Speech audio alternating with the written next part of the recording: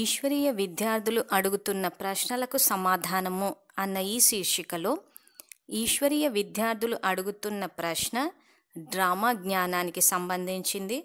అందులోనూ బాబా సాకార మురళిలో కల్పపూర్వము ఏదైతే జరుగుతుందో మళ్ళీ అదే జరుగుతుంది, రిపీట్ అవుతుంది. కల్పపూర్వము ఎవరు ఎంత పురుషార్థం చేశారో అదే పురుషార్థం చేస్తారు అని ఇలాంటి వాక్యాలు చెప్పినప్పుడు విద్యార్థులతో దాన్ని ఫోటో తీసి మా వాట్సాప్కి పెట్టి, బాబా ఇలా చెప్పారు కదా, సో అది రిపీట్ అవుతుంది కదా, సో అలాంటప్పుడు పురుషార్థం ఎందుకు చేయాలి? ఈ ప్రశ్న మొదటి నుంచి వస్తుంది. దానికి సంబంధించి డ్రామాలో పాత్రను మార్చే విధి అని చెప్పి ఒక వీడియో కూడా రిలీజ్ చేశాము. శివ్ పరమాత్మ జ్ఞాన మురళి అన్న ఈ యూట్యూబ్ ఛానల్లో దాన్ని గూగుల్లో టైప్ చేసినప్పుడు బ్రహ్మబాబా ఫోటో వస్తుంది.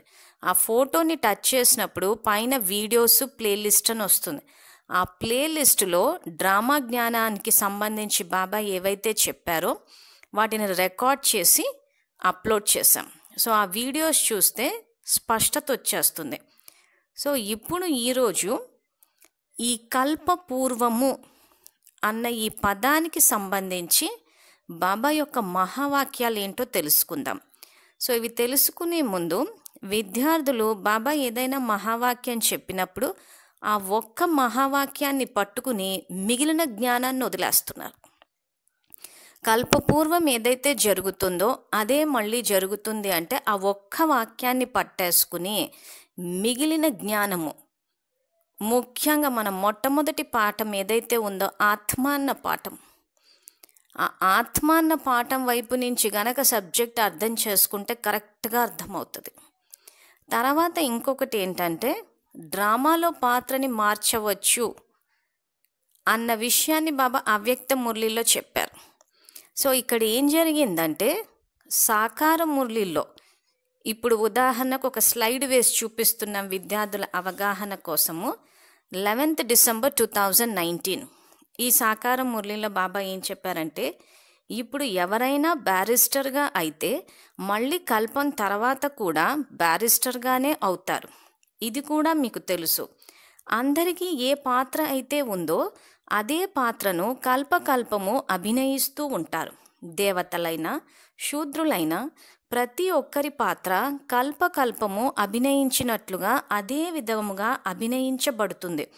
అందులో ఎటువంటి తేడా ఉండజాలదు. ప్రతి ఒక్కరూ తమ పాత్రను అభినయిస్తూ ఉంటారు. ఇదంతా రచింపబడి ఉన్న ఆట. సో ఇలాంటి వాక్యాలు చదివినప్పుడు విద్యార్థులు బాబా చెప్పారు కదా, ఇప్పుడు బ్యారిస్టర్ అయితే వచ్చే కల్పం బ్యారిస్టర్ అవుతారు. ఇంకెక్కువగా మాట్లాడితే బాబా చెప్పారు కదా, ఈగ వెళ్తే ఈగ వెళ్తుంది అని బ్యారిస్టర్ నుంచి ఈగ వరకు ప్రతీది రిపిటీషన్ అన్నట్టు చెప్తారు. ప్రతీది రిపిటీషన్ అయినప్పుడు ఇంకా బాబా వచ్చి చేసింది ఏంటన్నట్టు. సో అప్పుడేమంటున్నారంటే బాబా వచ్చి పురుషార్థం చేయమని చెప్పారు. ఇంకా ఎలాగూ ఫిక్స్ అయిపోయి ఉన్నప్పుడు ఇంకా పురుషార్థం చేయడం ఎందుకు? సో విద్యార్థులు ఈ వీడియో చూసే ముందు డ్రామాలో పాత్రని మార్చే విధి వీడియోని చూడండి. ఇక్కడ ఈ కల్పపూర్వము అన్న దాని అర్థం అసలు ఇంతకు బాబా ఏం చెప్పారా అన్నది తెలుసుకుందాము. తర్వాత బాబా ఏదైతే 1936లో అవతరించి జ్ఞానాన్ని తెలియచేశారో 1936 నుంచి 1969 33 years అంటే ఈ 33 సంవత్సరాల సాకార మురళిలు విద్యాలయంలో లేవు. ఈ విషయాన్ని విద్యార్థులందరూ గమనించాలి. ఉదాహరణకి అష్టశక్తుల్నే గనక తీసుకుంటే అష్టశక్తులను ఏ రకంగా వాడాలి, అష్టశక్తులు సర్వశక్తులు అని చెప్పి కూడా చెప్తూ ఉంటారు. అసలు ఆ శక్తులు ఏంటి, వాటిని ఏ రకంగా వాడాలి, వాటిని ఎలా వృద్ధి చేసుకోవాలని చెప్పి సాకార మురళిలో అక్కడ కనిపించదు. మరి అష్టశక్తుల్ని వాడితేనే అష్టరత్నాల్లోకి వస్తారు అని అంటారు. మరి ఇప్పుడు మనం చదువుతున్న సాకార మురళిలో ఎక్కడ కూడా అష్టశక్తుల్ని ఎలా వాడాలా అని చెప్పనప్పుడు మరి బ్రహ్మబాబా ఎలా తెలుసుకున్నారు? సో ఎలా తెలుసుకున్నారంటే 36 నుంచి 69 వరకు శివబాబా ఏదైతే బ్రహ్మబాబా తనువులోకి వచ్చి జ్ఞానాన్ని తెలియచేశారో ఆ తెలియజేసినప్పుడు ఈ సబ్జెక్ట్ అంతా కవర్ అయ్యే ఉంటుంది. కానీ విద్యాలయంలో 33 సంవత్సరాల సాకార మురళీలు లేవు. సో ఇప్పుడున్న మనం అందరం ఎలాగూ చదువుతూనే ఉన్నాం కాబట్టి ప్రతిదీ రెగ్యులర్గా స్మృతి చేయండి, 84 జన్మలు, 5000 సంవత్సరాలు, ఇది ఎక్కువ రిపీట్ అవుతూ ఉంటుంది. సో కాబట్టి అందుకే బాబా ఏమన్నారు, 1969లో నేను చదివించే పద్ధతిని మార్చాను, కోర్స్ కంప్లీట్ అయింది, ఇప్పుడు రివిజన్ స్టార్ట్ అయింది, రియలైజేషన్కి వెళ్ళాలి అన్నారు. దానికి సంబంధించి సాకార మురళి, అవ్యక్త మురళి అని చెప్పేసి ఒక వీడియో అప్లోడ్ చేశాము. అది చూస్తే కూడా విద్యార్థులకు అవగాహన వస్తుంది. కాబట్టి డ్రామా విషయానికి వచ్చేసరికి కూడా 36 నుంచి 69 వరకు 33 సంవత్సరాలు ఏం చెప్పారు. సో ఇలా అష్టశక్తులకు సంబంధించి ఎలాగైతే సాకార మురళిలో కవర్ అవ్వలేదో, ఆ తర్వాత మనన చింతన ఎలా చేయాలి అది కూడా సాకార మురళిలో కవర్ అవ్వలేదు. సో డ్రామాలో పాత్ర అసలు ఎలా నడుస్తోంది, సంస్కారాలు ఎలా రికార్డ్ అవుతున్నాయి, ఆత్మ ఏ విధంగా జన్మలు తీసుకుంటుంది, ఇలాంటి కొన్ని పాయింట్స్ బాబా చెప్పి ఉంటారు. కానీ ఇప్పుడు వచ్చిన మురళిలో ఆ 33 సంవత్సరాలు లేకపోవడం వల్ల కవర్ అవ్వలేదు. అందుకే బాబా 69లో నేను పద్ధతిని మార్చాను. ఇంకా అక్కడి నుంచి అవ్యక్త మురళిలు చదవాలా అని చెప్పి ఏవైతే మహావాక్యాలు ఉన్నాయో వాటిని ఫోటో తీసి సాకార మురళి, అవ్యక్త మురళి అన్న వీడియోలో పెట్టాము. విద్యార్థులు అది చూడండి. సబ్జెక్ట్ అంతా ఇప్పుడు మనకు అర్థం కావాలి అంటే పూర్తిగా అవ్యక్త మురళిలు చదివితే ఈ డ్రామా అన్న పదాన్ని ఎందుకు వాడారు, ఈ కల్పపూర్వం అన్నది టీచర్ అయిన పరమాత్మ ఏ ఉద్దేశంతో అక్కడ చెప్పారు, సబ్జెక్ట్ అర్థం చేసుకునేటప్పుడు మన వైపు నుంచి కాదు బాబా వైపు నుంచి అర్థం చేసుకోవాలి. సో బాబా వైపు నుంచి టీచర్ అయిన పరమాత్మ చెప్పేది ఆత్మజ్ఞానం అని చెప్పి ఆత్మకు వర్తింప చేయాలి.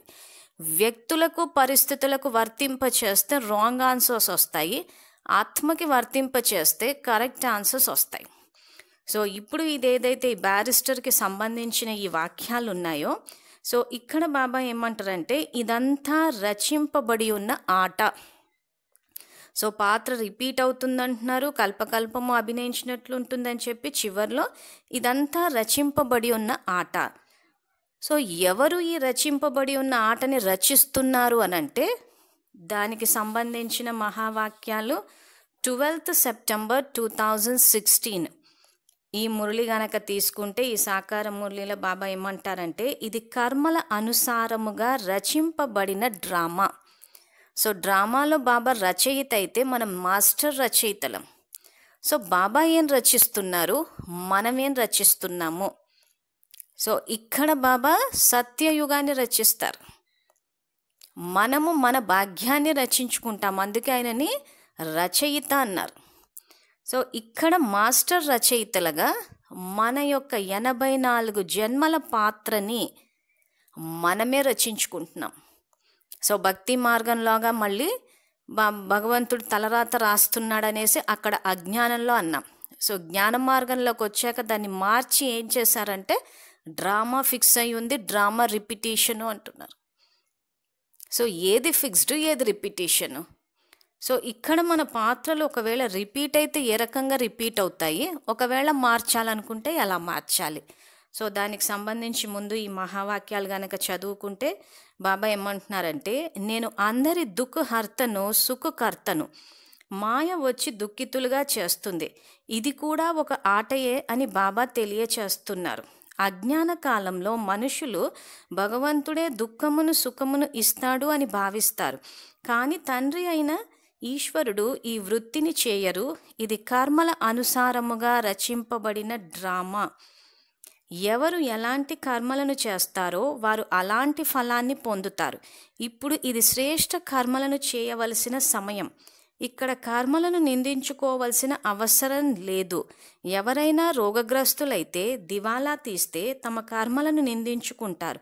పిల్లలైన మీరు 21 జన్మలు మీ కర్మలను నిందించుకోవలసిన అవసరం లేనంత సౌభాగ్యశాలులుగా అవుతారు. ఇది ఎంత భారీ ఫలము. కావున బాబా శ్రీమతంపై నడవాలి. సో ఇప్పుడు ఒక్కొక్క వాక్యాన్ని కనుక తీసుకుంటే ఈ వీడియో మొత్తము బాబా మురళిలు ఏవైతున్నాయో అన్ని ఫోటోలు తీసి వేశాము. కాబట్టి విద్యార్థులు వీడియో వినేటప్పుడు ఒకవైపు స్క్రీన్ వైపు కూడా వేసే స్లైడ్స్ను కూడా చూస్తే ఈ కల్పపూర్వము అన్న ఈ జ్ఞానం ఏదైతే అద్భుతమైన డ్రామా జ్ఞానాన్ని ఇచ్చారో ఇది మనకు అవగాహన వచ్చినప్పుడు పురుషార్థంలో తీవ్రత పెరిగి పురుషార్థం యొక్క అంతిమ స్థితి అయిన అవ్యక్త ఫరిష్తా స్థితి వరకు చేరుకోవచ్చు. అందుకే బ్రాహ్మణ్ సో ఫరిష్తా, ఫరిష్తా సో దేవత అన్నారు. సో దేవతలు అవ్వాలి అంటే ముందు బ్రాహ్మణుల నుంచి ఫరిష్తాలు అవ్వాలి. ఫరిష్తా అనేది పురుషార్థం యొక్క అంతిమ స్థితి. సో ఇక్కడ డ్రామాలో పురుషార్థం అన్నది ఫిక్స్ అయి లేదు. సో దానికి సంబంధించి మరి ఏం ఫిక్స్ అయి ఉంది, ఏది ఫిక్స్ అవ్వలేదు అన్నది కూడా రాబోయే మహావాక్యాల్లో తెలుసుకుందాము.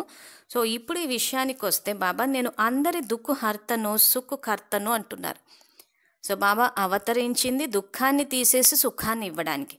సో ఇక్కడ విద్యార్థులు అడుగుతున్న ప్రశ్న ఏంటంటే నా జీవితంలో ఫలానా దుఃఖభరిత సంఘటన జరిగింది, ఈ సంఘటన ఉన్నది ఉన్నట్టు రిపీట్ అవుతుందా? రిపీట్ అవుతుందా అంటే ఇక్కడ బాబా దుఃఖాన్ని తీసేస్తా అంటున్నాడు. సో దుఃఖాన్ని తీసేసి తీసుకువెళ్తా అంటున్నారు ఇంటికి. మరి దుఃఖాన్ని తీసేసినప్పుడు రిపీట్ ఎలా అవుతుంది? సో విద్యార్థులు కొంత యోగ స్థితిలో కూర్చుని ఆలోచిస్తే చాలా సింపుల్గా డ్రామా జ్ఞానం అర్థమైపోతుంది. ఇది ఏంటంటే మన బుర్రలో అది డ్రామా ఫిక్స్డ్ రిపిటేషన్ అని చెప్పి అలా దింపినట్టు చేసేసరికి ఏమైపోయిందంటే 50% నాలెడ్జ్ వల్ల అలజడికి ఆందోళనకి లోనైపోయాం.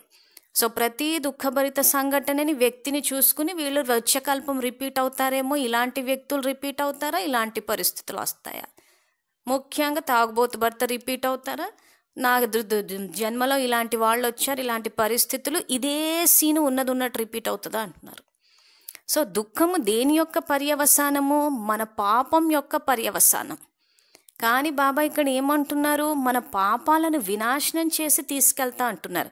సో పాపాలను వినాశనం చేసి పరంధామానికి తీసుకువెళ్ళినప్పుడు మరి పాపం ఎలా రిపీట్ అవుతుంది?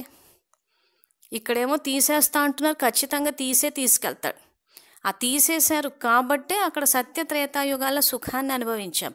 మరి ద్వాపర కలియుగాల్లో దుఃఖం ఎలా వచ్చింది అంటే ఇక్కడ సంగమ యుగంలో జరిగే రికార్డింగ్ మనం ఏవైతే ఇప్పుడు అంటున్నారు చూసారా బాబా, ఇది కర్మల అనుసారముగా రచింపబడిన డ్రామా. ఇక్కడ కర్మలు అని అంటే ఆలోచించడం కూడా కర్మే అన్న విషయాన్ని జ్ఞానంలోకి వచ్చాక తెలుసుకున్నాం. భక్తి మార్గంలో కర్మలు అంటే స్థూల కర్మలు అనుకున్నాము.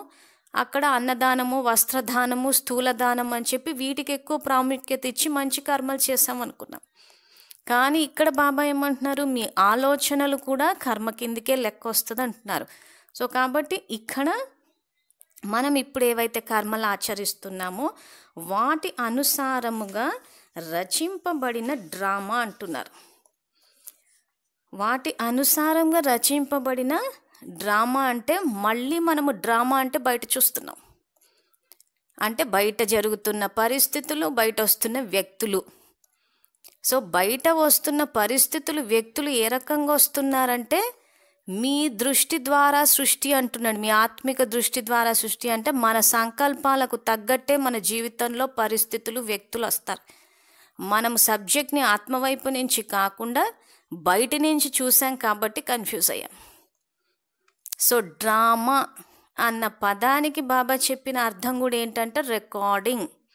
మీ ఆత్మలో రికార్డ్ అవుతున్న సంకల్పాలు. మన ఆత్మ అన్న మొట్టమొదటి పాఠంలోనే చెప్పారు, మనం సంకల్పం చేస్తే బుద్ధి దాన్ని నిర్ణయిస్తే అది సంస్కారం అయిపోతుంది.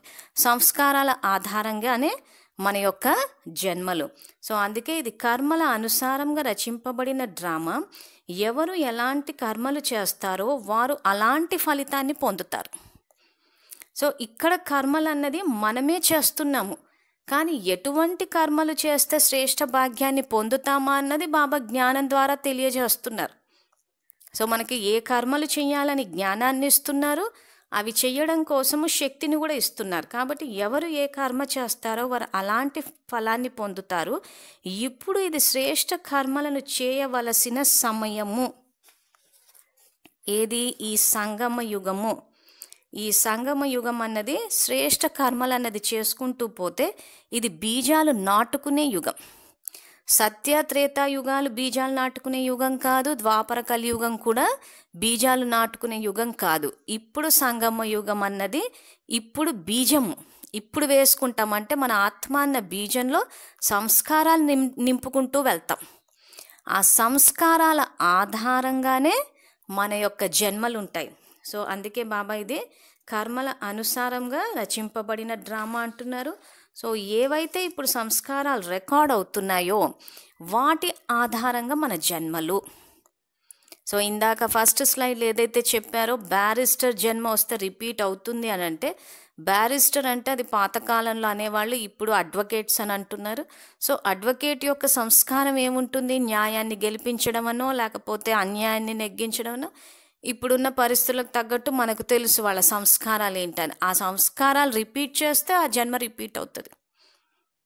సో సంస్కారాల ఆధారంగానే జన్మ జరుగుతుంది అన్న విషయాన్ని బాబా 18 అక్టోబర్ 1971 ఈ అవ్యక్త మురళిలో ఏం చెప్పారంటే, ఆత్మకి కొత్త శరీరం దేని ఆధారంగా లభిస్తుంది? సంస్కారాల ఆధారంగానే లభిస్తుంది కదా అంటున్నారు. సో మనలో ఏ సంస్కారాలు ఉంటే దానికి తగ్గట్టు ఆ జన్మ, ఆ యొక్క మన ఫలము అంటే మన ఉద్యోగాలు కానీ, వ్యాపారాలు కానీ, ధనం కానీ, కుటుంబ సభ్యులు కానీ, ఇవంతా ఎలా వస్తున్నాయి అంటే ఇప్పుడు మనం నిర్ణయించుకునే దాన్ని బట్టి ఉంటుంది. సో ఇప్పుడు మనం ఏదైతే ఇందాక చూపించినట్టు కర్మల అనుసారంగా రచింపబడిన డ్రామా అంటే కర్మల అనుసారంగానే సంస్కారాలు నిండుతున్నాయి, దానికి తగ్గట్టే అక్కడ వస్తుంది. సో అందుకే సంస్కారాల ఆధారంగానే లభిస్తుంది కదా. ఆత్మకి ఎలాంటి సంస్కారం ఉంటుందో అలాంటి శరీరమే తయారవుతుంది. క్రొత్త శరీరాన్ని లేదా క్రొత్త వస్త్రాన్ని ఎలా ధరిస్తారు? ఆత్మలో కొత్త యుగం యొక్క సంస్కారాలు లేదా నవయుగ స్థాపకుడైన బాబా సమానమైన సంపూర్ణ సంస్కారాలను ధారణ చేయటమే కొత్త వస్త్రాలను ధరించటం అంటున్నారు. అంటే ఈ సంగమ యుగంలో పరమాత్మ అవతరించి నవయుగ స్థాపకుడైన బాబా సమానమైన సంపూర్ణ సంస్కారాలను ధారణ చేయాలి అంటున్నారు. అంటే ఏది ధారణ చేయాలా అన్నదంటే పురుషార్థం అన్నది ఇక్కడ ఫిక్స్ అయి లేదు. ధారణ అన్న సబ్జెక్ట్ ఏదైతే ఉందో దీన్ని ఫిక్స్ చేసి పెట్టలేదు బాబా. ఇప్పుడు ఈ సమయంలో ఆ దైవీ గుణాలు ధారణ చేయాలి, అది కూడా బాబా సమానమైన సంపూర్ణ సంస్కారం ధారణ చేయటమే ఇక్కడ కొత్త వస్త్రాలను ధరించటం. అంటే వచ్చే కల్పానికి కావలసిన మన యొక్క 84 జన్మలను ఇక్కడ నిర్ణయించుకుంటున్నాం. అంటే దీన్ని బట్టి ఇక్కడ మనం ఏదైతే పురుషార్థం చేస్తున్నామో ఈ పురుషార్థం అన్నది సంపూర్ణమైన సంస్కారాలను నింపడానికి చేస్తున్నాం. సో ఆ సంస్కారాలను నింపాలి అని అంటే మన ఆత్మ అన్న మొట్టమొదటి పాఠాన్ని తీసుకుంటే ఈ బుద్ధి అన్న చోట నేను ఆత్మని శాంతి స్వరూపాన్ని, శివ పరమాత్మ నా తండ్రి అన్నప్పుడు బాబాని తలుచుకుంటున్నాం. ఇది యోగము. యోగంలో ఆత్మ పరమాత్మని సంకల్పం ద్వారా తలుచుకున్నప్పుడు బుద్ధి దివ్యంగా అవుతోంది. బుద్ధి దివ్యంగా అయినప్పుడు ఇక్కడ సంస్కారాలు వస్తున్నాయి, దైవీ సంస్కారాలు. సో ఇది రావడం కోసము మనం యోగం చేస్తున్నాము. ఆ వచ్చిన సంస్కారాలు, దైవీ సంస్కారాలని ప్రాక్టికల్ లైఫ్లోకి తీసుకురావడము పురుషార్థం. సో యోగము, ధారణ ఇవి 2 సబ్జెక్టులు. సో ఇక్కడ యోగంలో శక్తిని తీసుకుంటున్నాము, సంస్కారాలు తయారవుతున్నాయి, వాటిని మళ్ళీ ప్రాక్టికల్ లైఫ్లోకి తీసుకురావాలి. దీన్ని పురుషార్థం అంటారు, ధారణ అంటారు, ప్రాక్టికల్ లైఫ్లోకి తేవడం అంటారు. సో యోగం చేసేసి నేను పురుషార్థం చేసేసాను అనుకోవద్దు.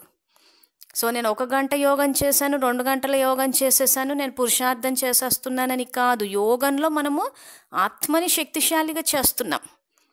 చేసేసిన తర్వాత ఇంకా రోజంతా మన ఇష్టం వచ్చినట్టు ప్రవర్తించేసి మన వల్ల తప్పులు జరిగితే నేను ఇంకా పురుషార్థినే కదా, నేను ఇంకా సంపన్నంగా అవ్వలేదు కదా అని చెప్పి స్టేట్మెంట్లు ఇవ్వద్దు.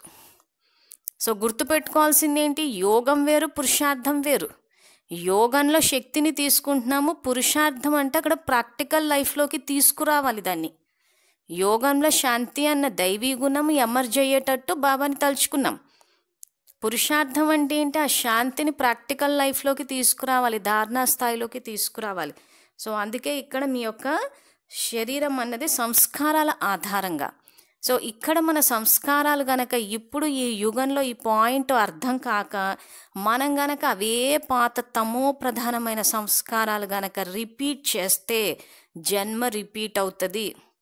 లేదు జ్ఞానాన్ని కరెక్ట్గా అర్థం చేసుకుని బాబా సమానంగా చేద్దాము అని గనక అనుకుని చేస్తే బాబా సమానమైన జన్మలు వస్తాయి.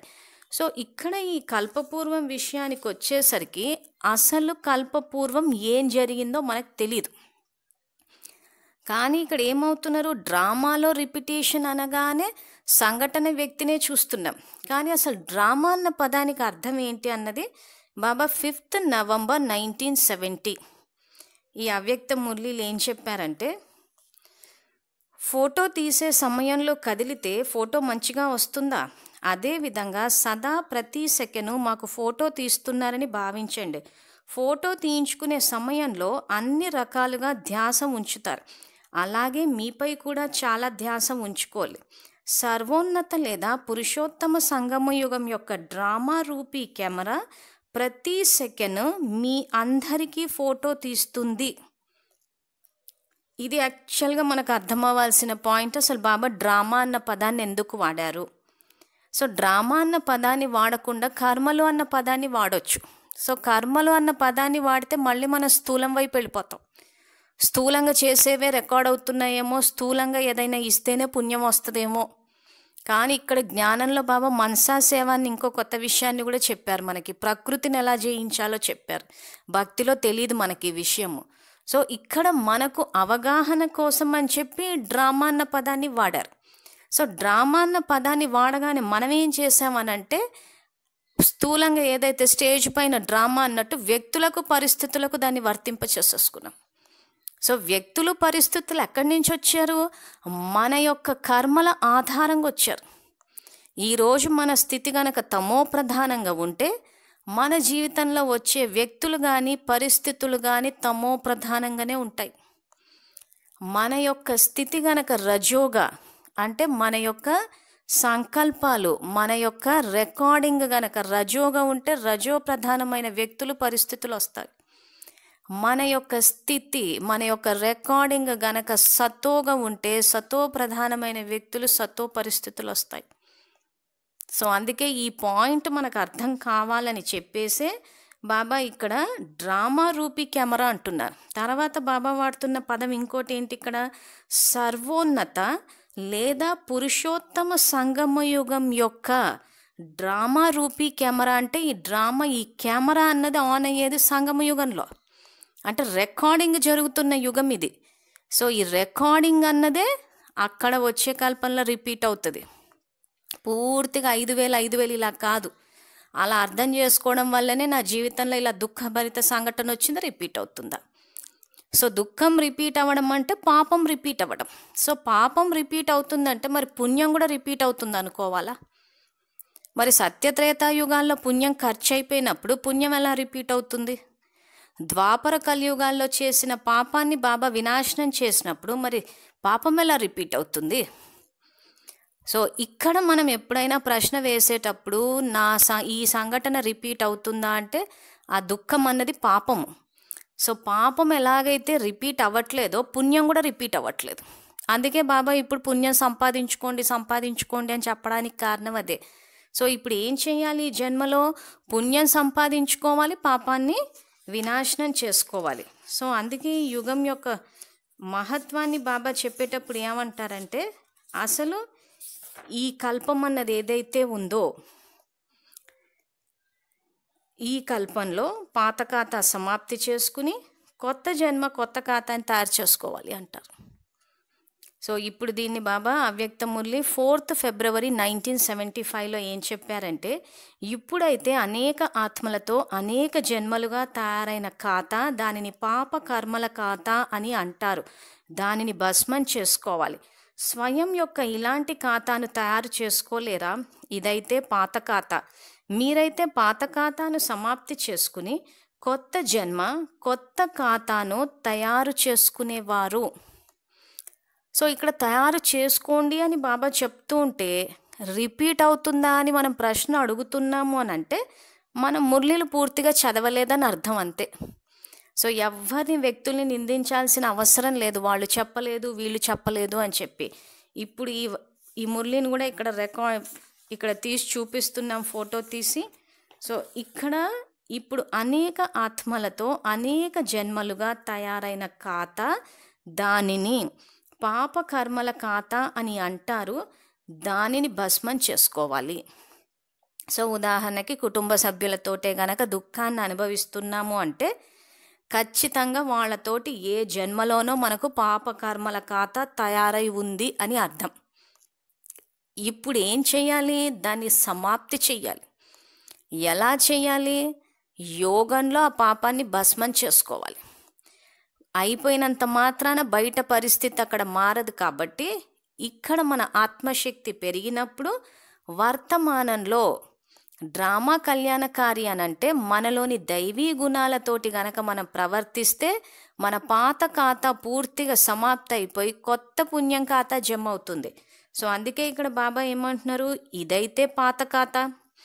ఏది ఇప్పుడు మనం అందరితోటి అనేక ఆత్మలతోటి ఏదైతే తయారు చేసుకున్నామో పాత ఖాతా మరియు పాపకర్మల ఖాతా. కాబట్టి ఇప్పుడు మీరైతే పాత ఖాతాను సమాప్తి చేసుకుని, సో ఇక్కడ సమాప్తి చేసుకునే యుగం ఇది. సో పాపపు ఖాతాని సమాప్తి చేసుకున్న తర్వాత అది రిపీట్ అవ్వడం అంటూ ఉండదు. సో ఇక్కడ ఇంకేమంటున్నారు, కొత్త జన్మ కొత్త ఖాతాను తయారు చేసుకునేవారు. సో కొత్త జన్మ అంటే 84 జన్మల రికార్డింగ్ ఇక్కడే నడుస్తుంది. కొత్త ఖాతాను తయారు చేసుకోవాలంటున్నారు. కొత్త ఖాతా ఏదై ఉండాలి? పుణ్యం ఖాతా అయి ఉండాలి. మరి నడుస్తూ ఉంటే మనం ఇంకా పాపపు ఖాతానే తయారు చేసుకుంటూ ఉంటే దాన్ని మొత్తం సమాప్తి చేసి తీసుకెళ్తాడు ఆయన. పుణ్యం ఖాతా ఉండిపోతుంది, సంస్కారాలు ఉండిపోతాయి. సో అప్పుడు ఏమవుతుంది? సత్యత్రేతా యుగాల్లో ఎలాగూ దైవీ సంస్కారాలు బయటకు వస్తాయి, మనం చేసిన పుణ్యం వస్తుంది. ఆ యుగాలు అయిపోయిన తర్వాత ద్వాపరం వచ్చినప్పుడు ఇక్కడ మనం సంగమంలో ఏదైతే రికార్డింగ్ చేశామో ఈ రికార్డింగ్ ఎమర్జ్ అవుతూ ఉంటుంది.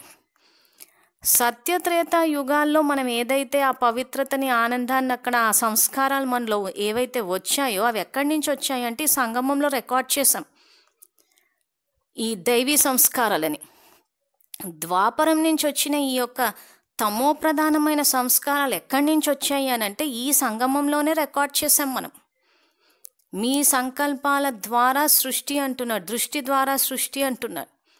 సో ఇక్కడే రికార్డ్ అయిపోయింది అది. ఇప్పుడు కొంతమంది విద్యార్థులు ప్రశ్న అడిగేటప్పుడు మరి యుగము తమోగా అవుతుందని తెలిసినప్పుడు బాబా ద్వాపరంలో వచ్చి ఎందుకు ఆపలేదు అంటున్నాడు. సో ద్వాపరంలోనే వచ్చి ఆపేస్తే ఏమవుతుందంటే అప్పటికి 33 కోట్లే వచ్చారు. సో ఇక్కడ పాండవులైనా కౌరవులైనా ఆయన పిల్లలే.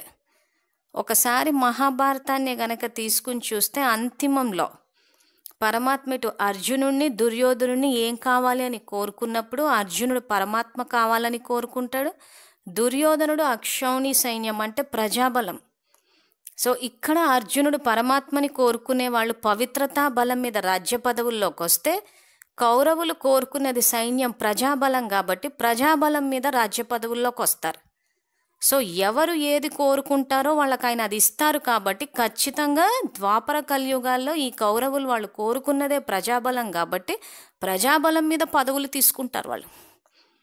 మరి అటువంటి టైంలో పాండవులు ఏమవుతారంటే పాండవులకు తోడుగా ఉండి వాళ్ళు ఇక్కడ దుఃఖాన్ని అనుభవించే అవకాశం ఉంది కాబట్టి 36లో అవతరిస్తాడు ఆయన. సో కల్పమంతా సుఖపడేది ఎవరంటే ఈ ఆది సనాతన దేవీ దేవతా ధర్మం వాళ్ళే. సో అందుకోసం అని చెప్పిన ద్వాపరంలో వచ్చి ఆపకపోవడానికి కారణం అదే. తో సత్యత్రేతాయుగాల్లో ఎవరైతే రాజకుటుంబాల్లోకి వచ్చారో ఇంచుమించు ద్వాపర కలియుగాల్లో కూడా వస్తారు. ఎందుకంటే సంస్కారాలే దాత సంస్కారాలు. సో ఇది యాక్చువల్గా అందుకే బాబా ద్వాపరంలో రారు. ఆ ద్వాపరంలో ఏవైతే సంస్కారాలు ఉన్నాయో అవి కూడా ఇక్కడే రికార్డ్ అవుతున్నాయి. అందుకే బాబా రికార్డ్ చేసేటప్పుడు దాత సంస్కారాలు రికార్డ్ చేయమంటాడు. ఇచ్చే సంస్కారాలు, తీసుకునే సంస్కారాలు కాదు. దాత సంస్కారాలు ఉన్నవాళ్ళు రాజ్య కుటుంబాల్లోకి వస్తే ఆ తీసుకునే సంస్కారాలు దాచుకునే సంస్కారాలు ఉన్న వాళ్ళంతా దాసి వర్గం. అటు ఇటు అంటే అటు దాత సంస్కారాలు దాచుకునే సంస్కారాలు కాక మధ్యస్థంగా ఉండే వాళ్ళంతా ప్రజలు. అవన్నీ చేసే యుగము ఇది. సో అందుకే ఈ వాక్యాలు మళ్ళీ ఇంకోసారి చదువుతున్నాను నేను. ఇక్కడైతే అనేక ఆత్మలతో అనేక జన్మలుగా తయారైన ఖాతా దానిని పాప కర్మల ఖాతా అని అంటారు. దానిని భస్మం చేసుకోవాలి. స్వయం యొక్క ఇలాంటి ఖాతాను తయారు చేసుకోలేరా అంటే ఇప్పుడు తయారు చేసుకోమంటున్నాడు. అంటే ఇక్కడ తయారు చేసుకోవడాన్ని బాబా ఫిక్స్ చేయలేదు, అంటే పురుషార్థాన్ని ఫిక్స్ చేయలేదు, అంటే ధారణని బాబా చెప్పే జ్ఞానాన్ని ప్రాక్టికల్ లైఫ్లోకి తీసుకురావడం అన్న దాన్ని ఫిక్స్ చేయలేదు. మరి ఇప్పుడు మనం మాట్లాడుకుంటున్న సబ్జెక్టు కల్పపూర్వం ఎవరైతే చేశారో వాళ్ళే చేస్తారా అంటే కల్పపూర్వము ఎవరు చేశారంటే నేనే చేశాను.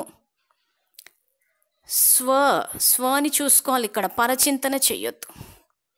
సో బాబా జ్ఞానం చెప్పేటప్పుడు ఎవరికి వాళ్ళు బాబా తమకే చెప్తున్నారు అన్న భావనతో వినాలి. కల్పపూర్వం ఎవరైతే చేశారో వాళ్ళే చేస్తారంటే కల్పపూర్వం నేనే చేశాను, ఈ కల్పంలో కూడా నేనే చేస్తాను.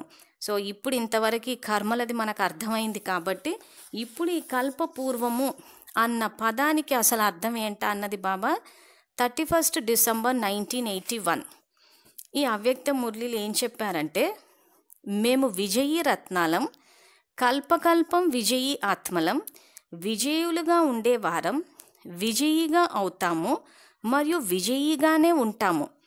ఏ కిరీటాన్ని ధరిస్తారు? లైట్ మరియు మైట్ అనే డబుల్ కిరీటాన్ని ధరించాలి. ఎందుకంటే లైట్ మరియు మైట్ తక్కువ అయితే సదా సిద్ధి స్వరూపంగా కాలేరు.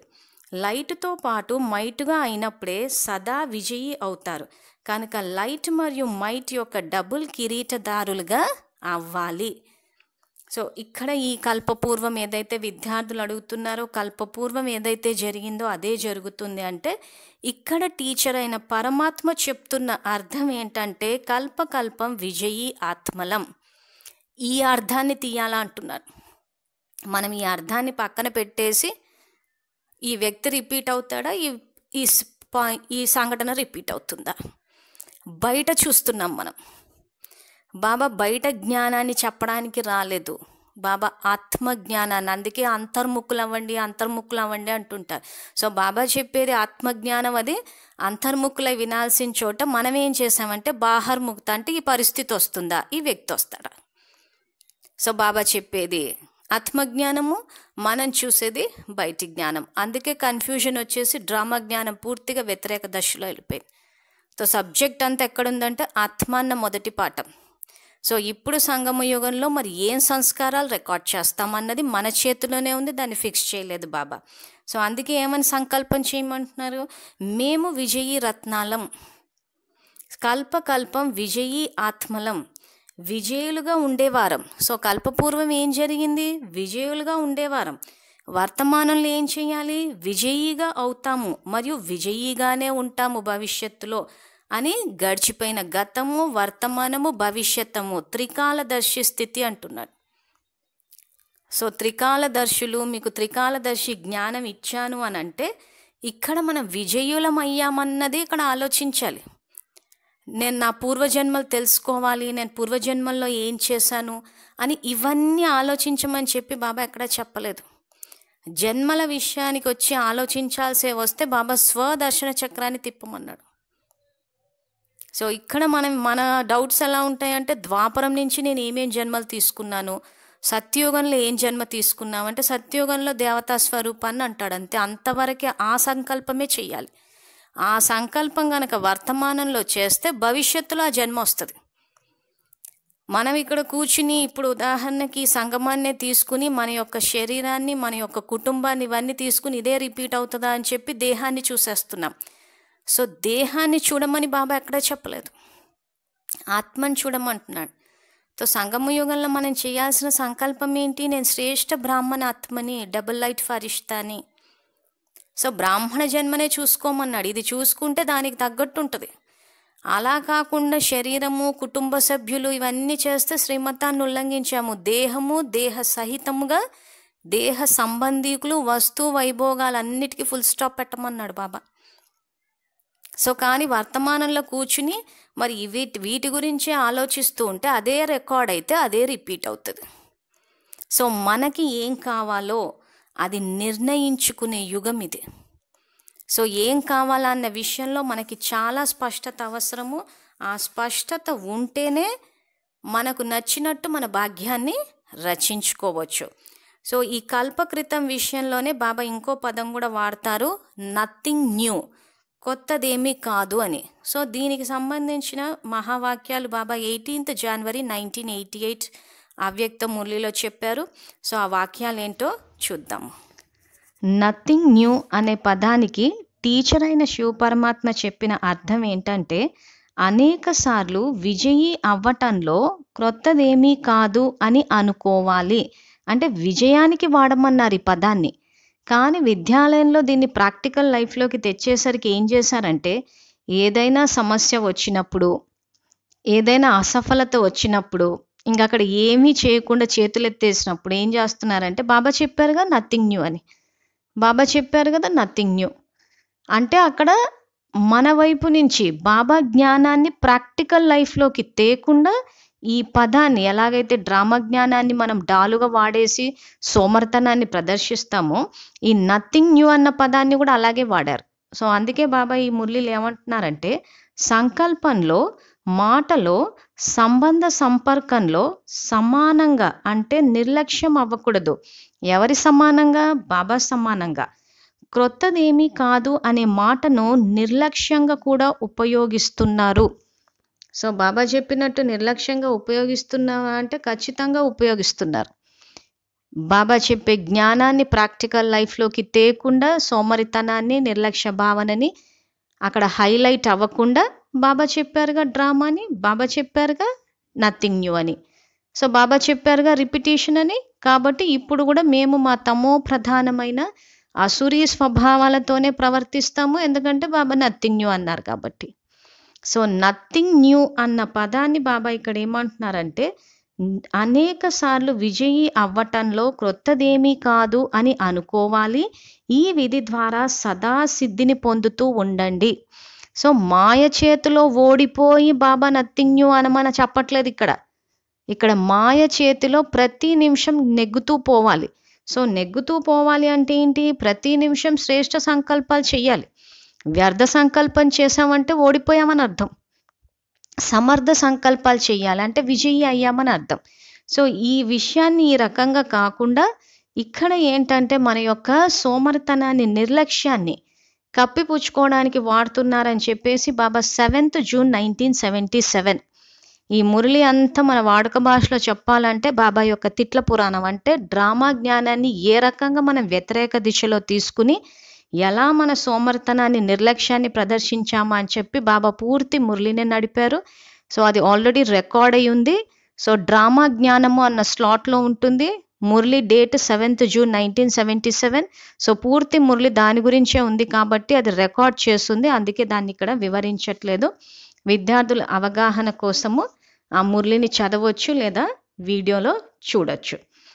సో ఇక్కడ డ్రామా జ్ఞానానికి సంబంధించి బాబా ఈ కల్పపూర్వం గురించి ఇంకొక మహావాక్యాన్ని బాబా 15th December 2009 ఈ మురళిలో ఏం చెప్పారంటే, కల్పపూర్వం కూడా నేనే సమాధాన స్వరూపంగా అంటే సఫలత ఆత్మగా అయ్యాను. ఇప్పుడు అయ్యాను. మరల కల్పం తర్వాత కూడా నేనే అవుతాను అనే నిశ్చయం ఉంటుంది. ఈ నశ డ్రామాపై నిశ్చయాన్ని పక్కా చేయిస్తుంది. నేను అయ్యాను, ఇప్పుడు నేనే, మరల కూడా నేనే అవుతాను అనే నశా గర్వం ఉంటుంది.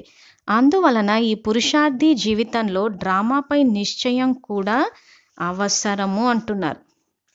సో మళ్ళీ టీచర్ అయిన పరమాత్మ ఈ కల్పపూర్వం అన్న పదాన్ని ఇక్కడ కల్పపూర్వం ఏం జరిగింది అనేసి మనం ఏదైతే మన శరీరానికి సంబంధించిన జన్మల గురించి ఆలోచిస్తున్నామో అవి మనకి తెలీదు, తెలుసుకోవాల్సిన అవసరం కూడా లేదంటున్నాడు బాబా. అందుకే మనకి పూర్వజన్మ జ్ఞానం లేదు.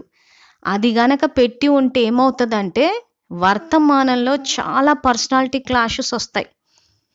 ఇప్పుడు ఉదాహరణకి పోయిన కల్పంలో గనక రాజ్య కుటుంబాల్లోకి గనక వస్తే ఇప్పుడు వర్తమానంలో ఏం చేస్తామంటే ఈ జ్ఞానాన్ని వ్యతిరేక దిశలో అర్థం చేసుకుని ఆ పోయిన కల్పంలో వచ్చాం కదా అని చెప్పి ఈ కల్పంలో ఏమి చేయకుండా కూర్చుంటాం. అంటే పుణ్యాన్ని సంపాదించాం. సో అప్పుడు రాజకుటుంబాల్లోకి ఎలా వస్తాం పుణ్యం లేకపోతే? కాబట్టి ఇక్కడ ఏమవుతుంది, మన సత్యత్రేతాయుగాల్లో పుణ్యం ఖర్చు అయిపోయింది కాబట్టి ఇప్పుడు మళ్ళీ చేసుకోవాలి. సో ఆ రకంగా ఇప్పుడు ఎలాగూ దాన్ని డ్రామా జ్ఞానాన్ని వ్యతిరేకంగా తీసుకుని కూర్చుండిపోయాం కాబట్టి ఒకవేళ అలా చూపిస్తే కూడా అదే పని చేస్తాం. పోయిన కల్పంలో ఎలాగో రాజ్య కుటుంబాలంటే మళ్ళీ వస్తానులేని ఇక్కడ కూర్చుండిపోయి మోసపోతాం. అదే గనక ఒకవేళ పోయిన కల్పంలో ప్రజలో దాసదాసీలు అవుతే పోయిన కల్పంలో ప్రజలో దాసదాసీలు అయితే మళ్ళీ అదే అవుతామేమో అని మళ్ళీ కూర్చుండిపోతాం. సో అటు తిప్పి ఇటు తిప్పి మనం ఏం చేస్తామంటే మన సోమర్తనాన్ని సమర్థించుకునే విధంగానే ప్రవర్తిస్తాం. సో ఇక్కడ అందుకే ఏమైపోయింది, పూర్వజన్మ జ్ఞానం లేదు మనకి. పూర్వజన్మ జ్ఞానం మీకు తెలుసుకోవాలంటే స్వదర్శన చక్రాన్ని తిప్పండి అన్న ఒకే విషయాన్ని చెప్పాడు ఆయన. స్వదర్శన చక్రాన్ని గనక తిప్పితే విజయీ చక్రంలోకి వస్తారంటారు. అంటే కల్పమంతా ఈ యొక్క సృష్టి చక్రం ఏదైతే ఉందో ఈ కల్పమంతా విజయులు అవుతారని స్వదర్శన చక్రాన్ని తిప్పితే విజయీ చక్రంలోకి వస్తారు అంటారు బాబా. సో ఇక్కడ ఈ మురళిలు ఏమంటున్నారు, కల్పపూర్వం కూడా నేనే సమాధాన స్వరూపంగా అంటే సఫలత ఆత్మగా అయ్యాను. సమాధాన స్వరూపం అంటే ప్రతి ప్రశ్నకు మన దగ్గర సమాధానం ఉందంటే ఇక్కడ విజయులైనట్టు. ప్రతి సమస్యకి మన దగ్గర ప్రశ్నలు వస్తున్నాయి అని అంటే ఇంకా ప్రశ్న స్వరూపంగా ఉన్నాము అని అంటే మాయ చేతిలో ఓడిపోయినట్టు. ప్రశ్న ఎప్పుడు వస్తుంది, దేహము అన్న స్థితిలోకి ఉంటే వస్తుంది. ఆత్మ అన్న స్థితిలోకి వచ్చేస్తే సబ్జెక్ట్ అర్థమవుతుంది. సో అంత మనం చేసుకున్నదే అని, అంత మన కర్మల ఆధారంగానే జరుగుతున్న పరిస్థితులు వ్యక్తులని. సో కాబట్టి కల్పపూర్వం కూడా నేనే సమాధాన స్వరూపంగా అంటే సఫలత ఆత్మగా అయ్యాను, ఇప్పుడు అయ్యాను అంటే వర్తమానం, మరల కల్పం తర్వాత కూడా నేనే అవుతాను అనే నిశ్చయం ఉంటుంది అంటారు. ఎప్పుడు ఈ కల్పపూర్వం అన్న పదాన్ని టీచర్ అయిన పరమాత్మ ఏ అర్థంతో చెప్తున్నారో ఆ అర్థంతో అర్థం చేసుకుంటే ఈ నశ డ్రామాపై నిశ్చయాన్ని పక్కా చేస్తుంది. సో డ్రామా అంటే ఇందాక బాబా ఏం చెప్పారు, రికార్డింగ్. సో రికార్డింగ్లో ఏం రావాలంటున్నారు, సో కల్పపూర్వంలో నేను విజయీ ఆత్మనన్న విషయాన్ని వర్తమానంలో ఆలోచిస్తే వర్తమానం ఆధారంగా మన భవిష్య ప్రారంధం. సో ఇప్పుడు సంగమ యుగం నడుస్తుంది కాబట్టి సంగమ యుగంలో నేను కల్పపూర్వం కూడా విజయీ ఆత్మని, వర్తమానంలోనూ విజయీ ఆత్మని అని అనుకున్నప్పుడు భవిష్యత్తులో విజయం అన్నది వస్తా. అంటే వర్తమానం ఆధారంగా భవిష్యత్తు కాబట్టి నేను విజయీ ఆత్మని అన్న శ్రేష్ఠ సంకల్పం చేస్తే సమర్థ సంకల్పం అది. అంటే వర్తమానంలోనూ విజయం వచ్చింది, భవిష్యత్తులోనూ విజయిగానే ఉంటాము. సో కాబట్టి ఈ నశ డ్రామాపై నిశ్చయాన్ని పక్కా చేయిస్తుంది. నేను అయ్యాను, ఇప్పుడు నేనే, మరల కూడా నేనే అవుతాను అనే నశ గర్వం ఉంటుంది. ఎవరికి చెప్తున్నాడు బాబాయ్ విషయము, విద్యార్థులందరికీ చెప్తున్నాడు టీచర్గా. సో ఎవరికి వాళ్ళు డ్రామా జ్ఞానం అర్థం చేసుకునేటప్పుడు స్వచింతన చేయాలి, పరచింతన చెయ్యొద్దు. వాళ్ళవుతారేమో వీళ్ళవుతారేమో అని చెప్పి టీచర్గా ప్రతి విద్యార్థికి చెప్తున్నాడు ఆయన. అందుకే ఈ పురుషార్థి జీవితంలో డ్రామాపై నిశ్చయం కూడా అవసరం.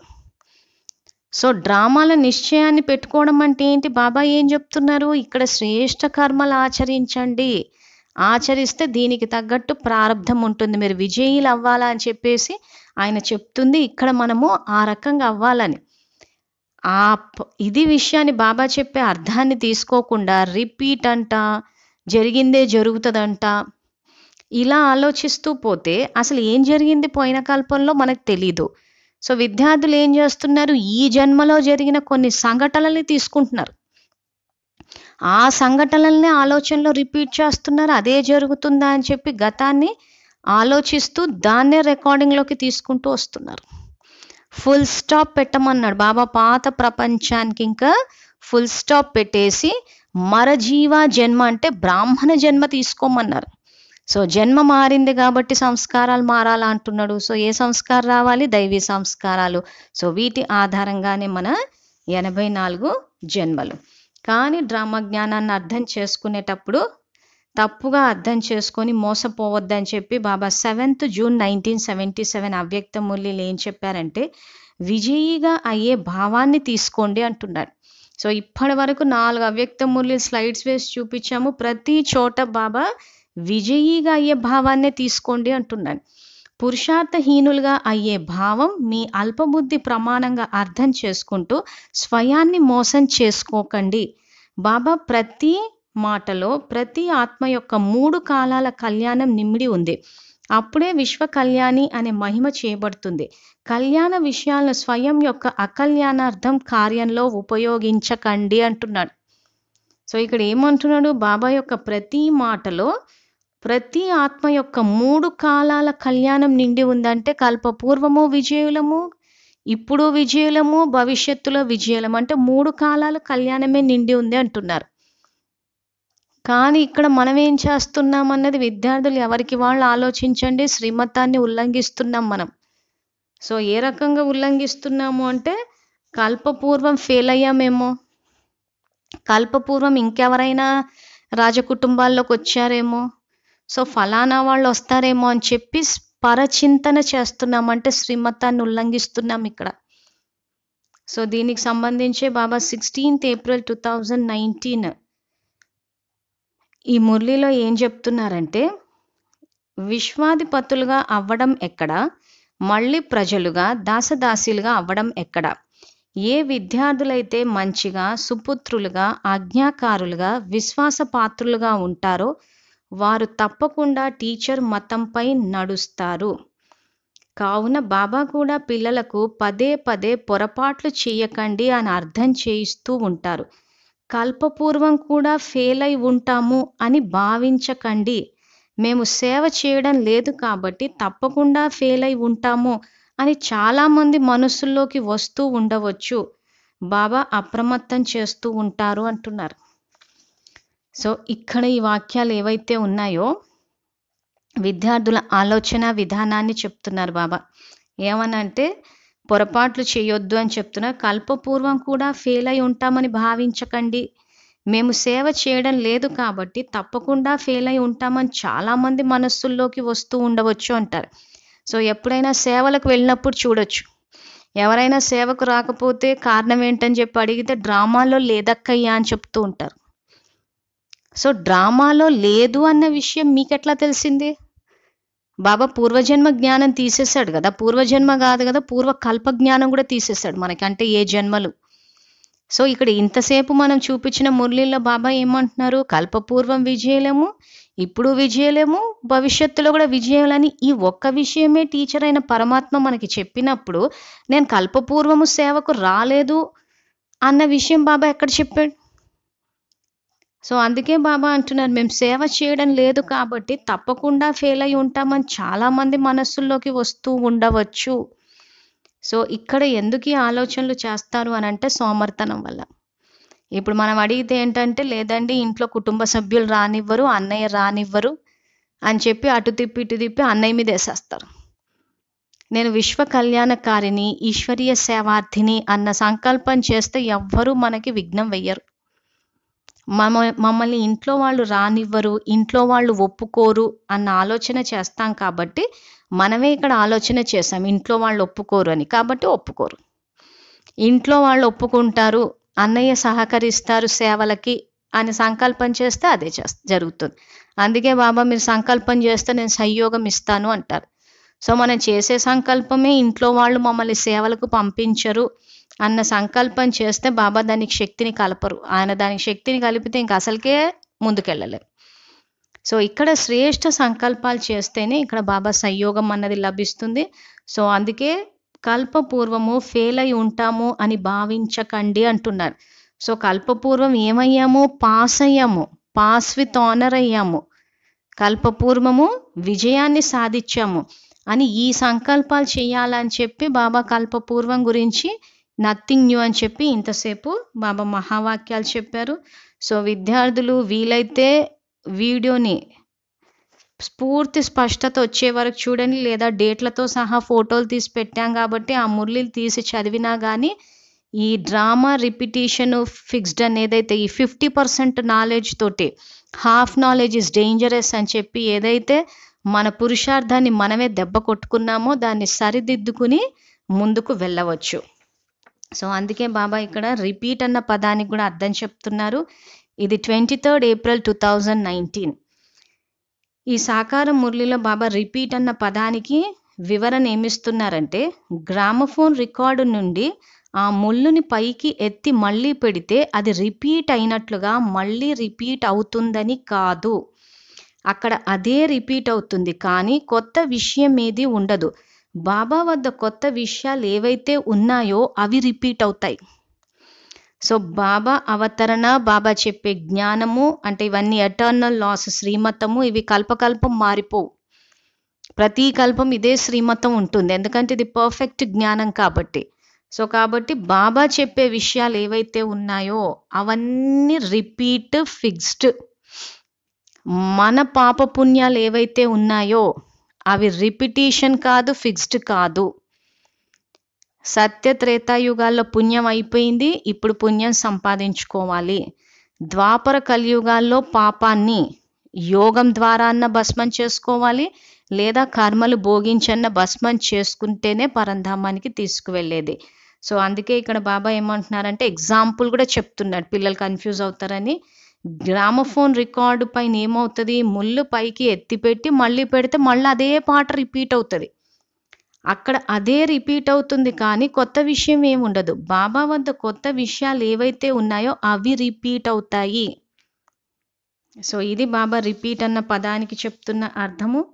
తర్వాత ఇక్కడ ప్రతిదీ మనం ఏదైతే మొట్టమొదటి స్లైడ్ బ్యారిస్టర్ అని చెప్పేసి చూసామో, పాత్ర రిపీట్ అవుతుంది, అవినాశి పాత్ర అంటాడు.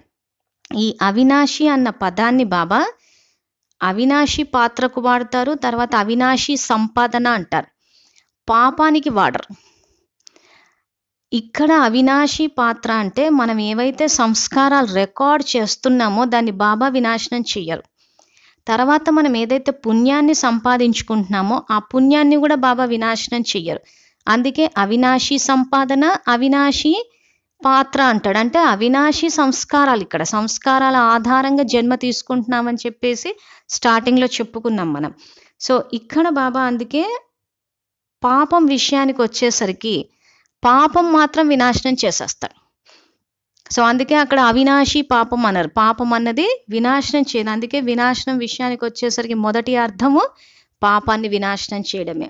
సో ఇక్కడ ఈ డ్రామాలో పాత్రని గురించి కానీ పాత్రలో సంబంధించిన అవినాశి అని ఏదైతే వాడతారో దానికి సంబంధించిన మహావాక్యాలు బాబా 30th May 1973 ఈ మురళిలో ఏం చెప్పారంటే, మా యొక్క ప్రతి కర్మ 84 జన్మల యొక్క రికార్డింగ్ నింపుకోవడానికి ఆధారమని సదా గుర్తుపెట్టుకోండి. సో ఒక్కొక్క వాక్యాన్ని మళ్ళీ మళ్ళీ చదివితే మనకే డ్రామా జ్ఞానం, డ్రామా రహస్యం ఓపెన్ అవుతుంది. మా యొక్క ప్రతి కర్మ, ఈ ప్రతి కర్మ అన్నది ఏదైతే ఉందంటే ప్రతి ఆలోచన, వాక్కు ఇవన్నీ 84 జన్మల యొక్క రికార్డింగ్ నింపుకోవడానికి ఆధారమని సదా గుర్తుపెట్టుకోండి. సో ఎప్పుడు నింపుతున్నాము, సంగమయుగంలో నింపుతున్నాం. ఇప్పుడు ఆ యుగం నడుస్తుంది కాబట్టి ఈ ప్రతి కర్మ అన్న పదాన్ని ఖచ్చితంగా ఇక్కడ మనం చదివి అర్థం చేసుకుంటే సబ్జెక్ట్ అర్థమవుతుంది. కాబట్టి మీ వృత్తి వాయుమండలం మరియు మీ వాణిని యథార్థ రూపంలో సెట్ చేసుకోండి. వారు కూడా వాతావరణాన్ని తయారు చేస్తారు, అదేవిధంగా మీరు కూడా మీ వాతావరణాన్ని అంతర్ముఖత యొక్క శక్తితో శ్రేష్టంగా తయారు చేసుకోండి. వృత్తిని శ్రేష్టంగా మరియు వాణిని కూడా రాజయుక్తంగా, యుక్తియుక్తంగా తయారు చేసుకోండి. అప్పుడే ఈ ఫలితం మారుతుంది కదా, అంగీకారమేనా అంటున్నారు. సో ఇక్కడ ఏదైతే బాబా అంతర్ముఖత, యుక్తియుక్తంగా ఇవన్నీ పదాలు వాడారో వీటికి సంబంధించి బాబా ప్రత్యేకంగా మురళీలు నడిపించారు. అవి ఈ ఛానల్లో రికార్డ్ చేసి కూడా అప్లోడ్ చేశాము. సో ఇక్కడ మన యొక్క రికార్డింగ్ని జాగ్రత్తగా చెయ్యాలి అంటే అంతర్ముఖత, యుక్తియుక్తంగా అంటే సాక్షి స్థితిలో బయట జరుగుతున్న పరిస్థితులకు ఆధారంగా సంకల్పాలు చెయ్యొద్దు. సో బయట జరుగుతున్న పరిస్థితులకు ఆధారంగా చేస్తే బయట అంతా తమో ప్రధానమే కాబట్టి అంత తమో ప్రధాన సంస్కారాలు రికార్డ్ అయిపోతాయి.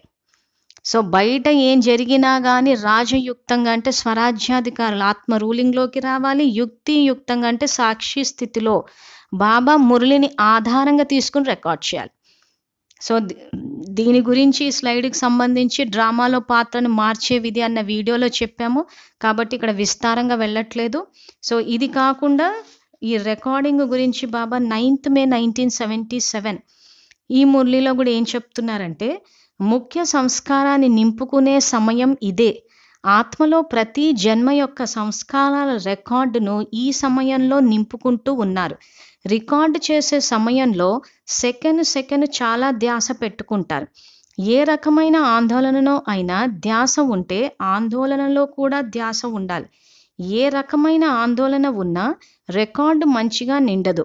సదాకాలికంగా శ్రేష్ఠ పేరుకి బదులు ఎంత బాగా నిండాలో అంత బాగా నిండలేదు అని అంటారు.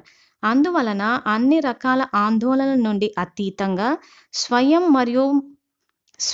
సమయం మరియు బాబా తోడు గురించి సెకండ్ ధ్యాస పెట్టుకుని పాత్రను అభినయించండి అంటున్నారు. సో ఇక్కడ ఆత్మలో ప్రతి జన్మ సో మన సంస్కారాల ఆధారంగానే మన యొక్క జన్మలు కాబట్టి ఆ రికార్డింగ్ నింపుకునే సమయం ఇదే అని చెప్పి బాబా ఈ మురళి ఏదైతే చెప్పారో దీన్ని కూడా పూర్తిగా రికార్డ్ చేశాము కాబట్టి ఇక్కడ వివరించట్లేదు. సో ఈ మురళి కూడా అవ్యక్త మురళీలు అన్న స్లాట్లో ఉంటుంది. ఆసక్తి ఉన్న విద్యార్థులు చదవడం కానీ ఆ వీడియో వినడం కానీ చేయొచ్చు. సో ఇక్కడ ఈ కల్పపూర్వం గురించి మనం ఏదైతే మాట్లాడుకుంటున్నామో దీనికి సంబంధించి 13th December 1990 ఈ అవ్యక్త మురళిలో బాబా ఏం చెప్పారంటే, మనకి ఏదైతే అనుమానం ఉంటుందో సందేహము, పోయిన కల్పంలో ఎవరైతే వచ్చారో 33 కోట్లు ఆ 33 కోట్లే మళ్ళీ రిపీటా అంటారు. సో పోయిన కల్పంలో ఎవరైతే 108 మాలు ఉన్నారో ఆ 108 మాలే రిపీట్ అవుతారా? సో మళ్ళీ చెప్తున్నాం, ఉన్నది ఉన్నట్టు రిపీట్ అయితే ఇంకా బాబా వచ్చి చేసింది ఏంటన్నట్టు. సో ప్రతి కల్పము బాబా అందరికీ అవకాశం ఇస్తారు. 5000 సంవత్సరాలకోసారి పరమాత్మ అవతరించి అందరికీ అవకాశం ఇస్తారు వారసత్వాన్ని తీసుకోవడానికి అన్నదానికి ఈ మహావాక్యాలే రుజువు. సో ఈ మహావాక్యాల్లో బాబా ఏమంటున్నారంటే, ఈ సంవత్సరం కల్పపూర్వపు వారు అనేక కల్పాల పాతవారు మరియు ఈ కల్పంలో క్రొత్తవారు అయిన పిల్లలకు అవకాశం లభించింది. అవకాశం లభించినందుకు సంతోషంగా ఉంది కదా అంటున్నారు. సో ఇక్కడ ఈ వాక్యాలను బట్టి మనకు అర్థమవుతుంది ఏంటి, కల్పపూర్వము వచ్చిన వాళ్ళు మళ్ళీ జ్ఞానంలోకి వస్తారు, అనేక కల్పాల వాళ్ళు వస్తారు, మరియు ఈ కల్పంలో కొత్తవారు అయిన పిల్లలకు అవకాశం లభించిందంటే ఈ కల్పంలో కొత్త పిల్లలు వచ్చారని చెప్పి కూడా చెప్తున్నారు బాబా. సో అంటే 33 కోట్లు ఫిక్స్డ్ కాదు అన్న విషయం దీని ద్వారా తెలుస్తుందంటే 5000 సంవత్సరాలకు బాబా వచ్చి అందరికీ అవకాశం ఇస్తారు. సో 33 కోట్లు ఫిక్స్డ్ కాదన్న విషయం ఇక్కడ తెలుస్తుంది. తర్వాత ఈ రాజకుటుంబీకులు 108 ఏదైతే ఉందో ఈ 108 కూడా ఫిక్స్డ్ కాదు అన్న విషయాన్ని బాబా 3rd February 1988 ఈ మురళిలో ఏం చెప్తున్నారంటే, స్నేహమాల అయితే తయారైపోయింది కానీ విజయీ మాల ఇంత పెద్దది తయారవ్వాలని బాబ్దాదా శుభ ఆశ పెట్టుకున్నారు. 108 మాల ఏమిటి, బాబ్దాదా పూర్తి అవకాశం ఇస్తున్నారు. ఎంతమంది విజయిగా అయితే అంత పెద్ద విజయీ మాల తయారు చేయవచ్చు. 108 అని హద్దులోకి కూడా రాకండి. 108 మందే కదా, మేము దానిలోకి రాము అని అనుకోకండి, తయారవ్వండి అంటున్నాడు. అంటే 108 మాల కూడా ఫిక్స్డ్ కాదు అన్న విషయాన్ని బాబా ఇక్కడ చెప్తున్నారు.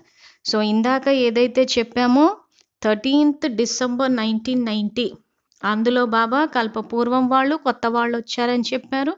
అంటే అవకాశం అందరికీ ఇచ్చారు. ఆ 33 కోట్లు రిపిటేషన్ కాదని అక్కడ తెలుస్తుంది. ఈ మురళిలో 108 మాల కూడా ఫిక్స్డ్ కాదు, మీరు తయారవ్వండి, హద్దులోకి రాకండి అంటున్నాడు బాబా.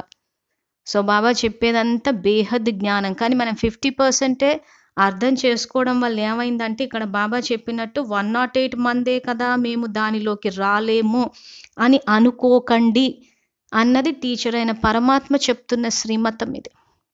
ఆయన అనుకోవకండి అని చెప్పిన తర్వాత కూడా 108 మందే వెళ్తారు కదా అని మనం అనుకుంటున్నాము అంటే టీచర్ అయిన పరమాత్మ చెప్పిన జ్ఞానం మీద మనకు గౌరవం లేదని అర్థం.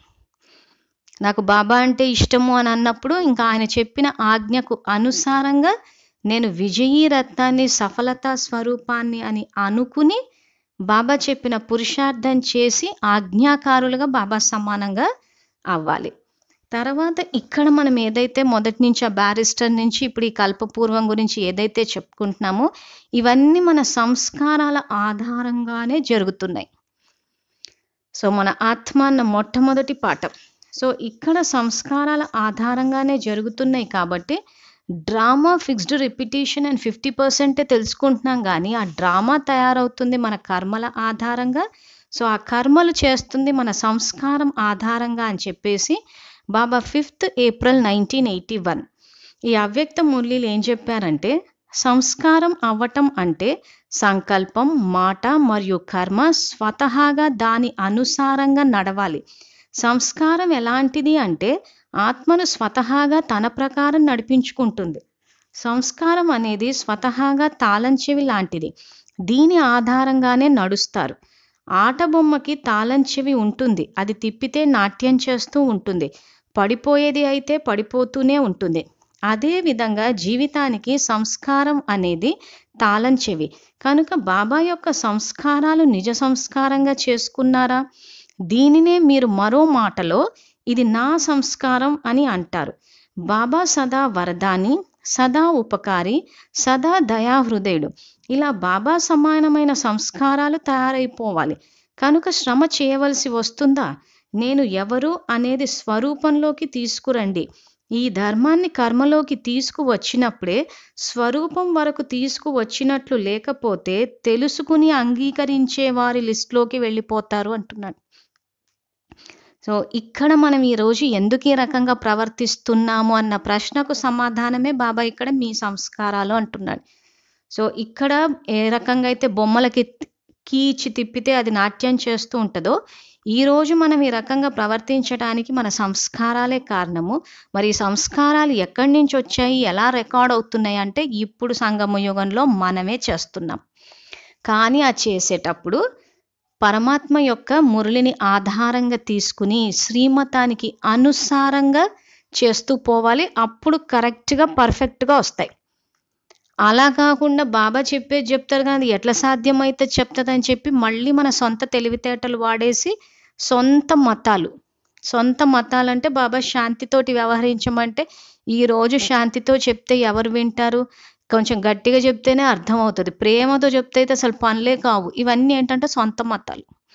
ఈ సొంత మతాలు వాడుకుని కనుక రికార్డింగ్ చేస్తే అదే అక్కడ రిపీట్ అవుతుంది.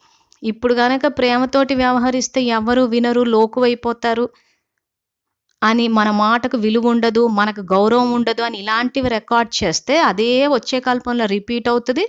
మళ్ళీ మనం ఎవరితోటి ప్రేమతో వ్యవహరించినా వాళ్ళు మనకు విలువ ఇవ్వరు. మళ్ళీ మన మాటకు విలువ లేదని చెప్పి మళ్ళీ ఏడుస్తూ కూర్చుంటాం. ఎందుకు అది వచ్చిందంటే ఇక్కడ రికార్డింగ్ చేస్తున్నాం. ఆయన ఒక పక్క నుంచి శాంతిని, ప్రేమను రికార్డ్ చేయమంటే మనం అశాంతిని, ఇంకో పక్క ద్వేషాన్ని, వీటిని రికార్డ్ చేస్తాం. మళ్ళీ బాబా చెప్పేది 100% పాటించాలంటే ఎలా వీలవుతుంది అని చెప్పి మళ్ళీ స్టేట్మెంట్లు ఇస్తాం.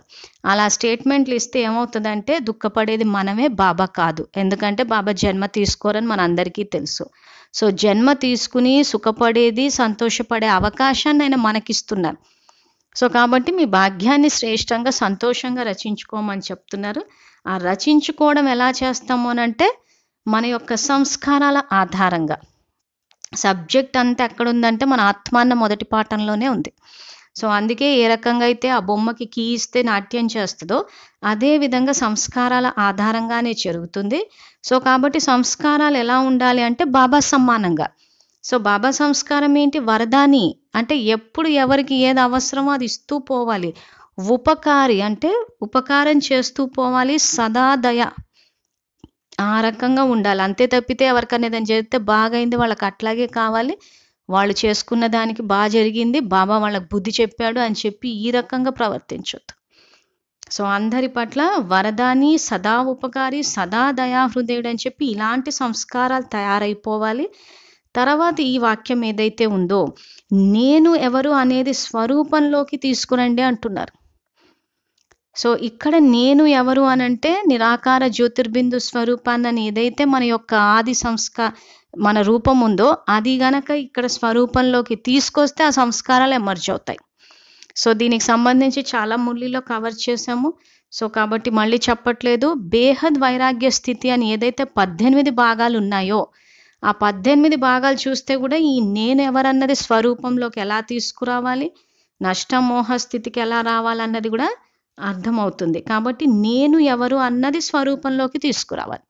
సో మనం యోగం చేస్తుందే అందుకు. సో యోగం చేసి పురుషార్థి జీవితం అంటే ఏంటి? నేను ఎవరన్నది స్వరూపంలోకి తీసుకురావడము పురుషార్థం. సో యోగం వేరు, పురుషార్థం వేరు. పురుషార్థం అంటే ప్రాక్టికల్ లైఫ్, ధారణ.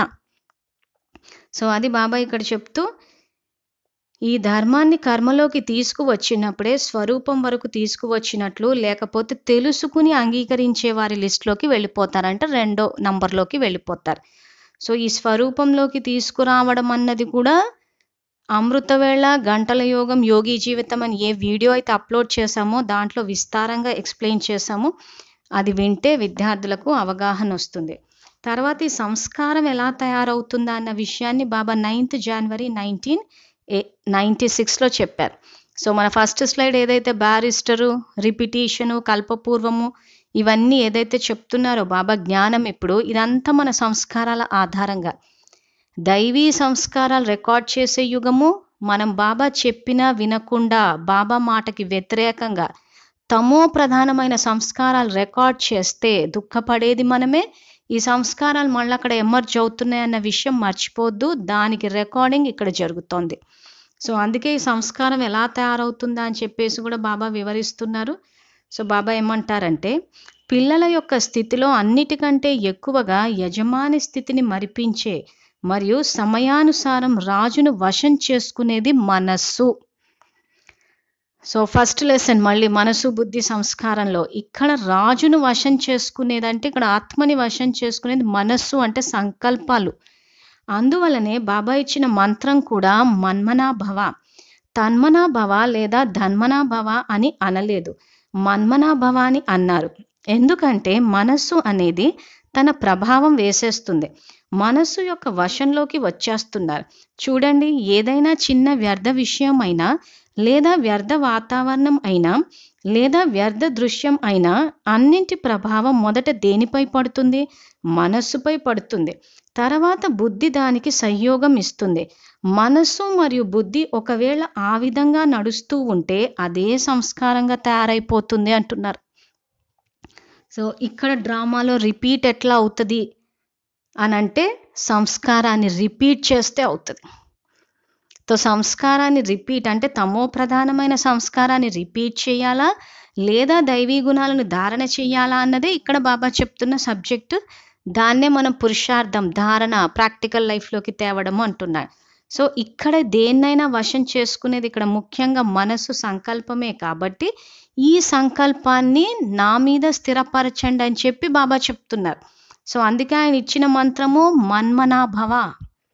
నేను మన్మనాభవ అన్న మంత్రాన్ని ఇచ్చాను కానీ తన్మనాభవ లేక ధన్మనాభవ అని అనలేదు అంటున్నారు. సో ఎక్కువగా మన ధ్యాస దేని మీద ఉంటుందంటే మొదట తనువు మీద, ఆ తర్వాత ధనం మీద. కానీ ఇవి కాదు మిమ్మల్ని వశం చేసుకునేది. ఇక్కడ మిమ్మల్ని మీ యొక్క యజమాని స్థితి నుంచి, అధికారి స్థితి నుంచి అధీన స్థితిలోకి తీసుకొచ్చేసి మీ యొక్క ఆత్మని వశపరుచుకునేది మనస్సు. కాబట్టి ఆ మనస్సుని జయించిన వాళ్ళే మన్జీత్ జగజ్జీత్ అని అంటారు చూసారా. సో ఆ రకంగా మీరు మనస్సుని జయిస్తే జగత్తుని జయించాలా అని చెప్పి మీకు ఇచ్చిన మంత్రము మన్మనాభవ అంటున్నాడు.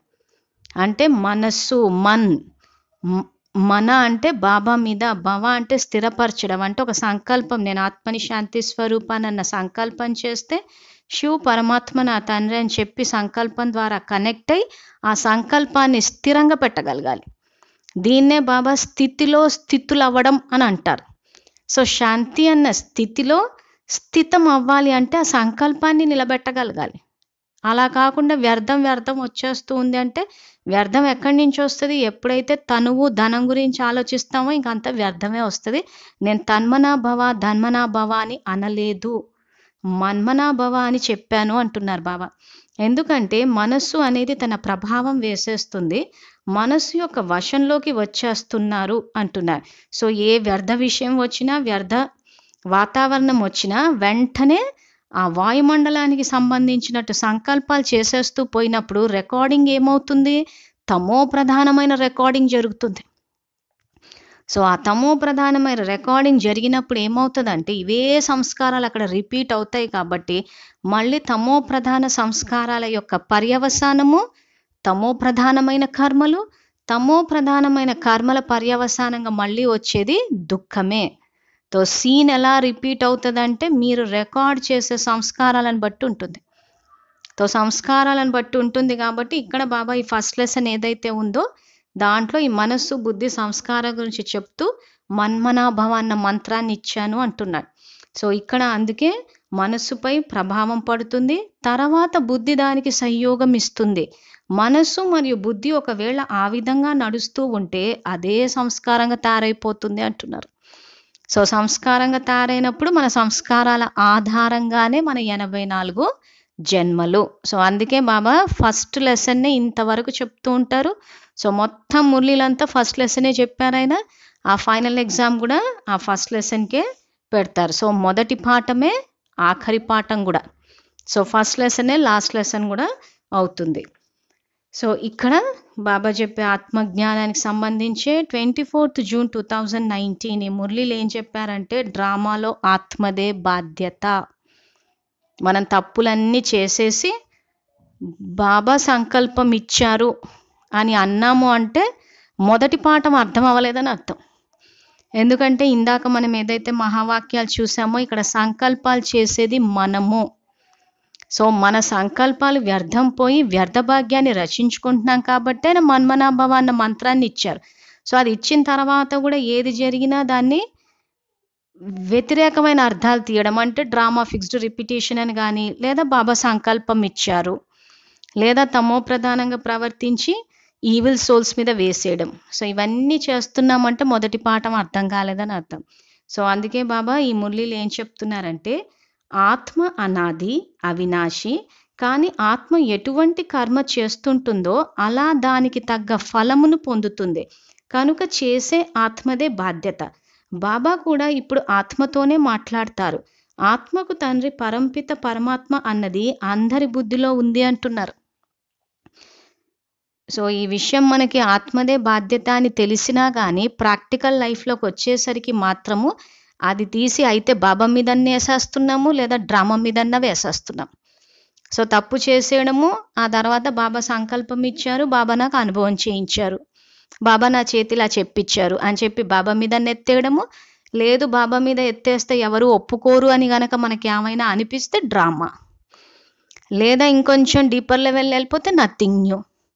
అంటే ఇంకా మరి ఇంక ఇటుపక్క బాబా డ్రామా నథింగ్ న్యూ అంటే ఇంకా మన బాధ్యత ఏముందనంటే, ఇక్కడ ఈ బాధ్యత తీసుకోకుండా ఎప్పుడైతే ఆ సోమర్తనం వస్తుందో అప్పుడే కర్మల మీద నుంచి మన ధ్యాస పోయి ఈ డ్రామా మీద ఈ నథింగ్ న్యూ మీదకి వచ్చేస్తుంది.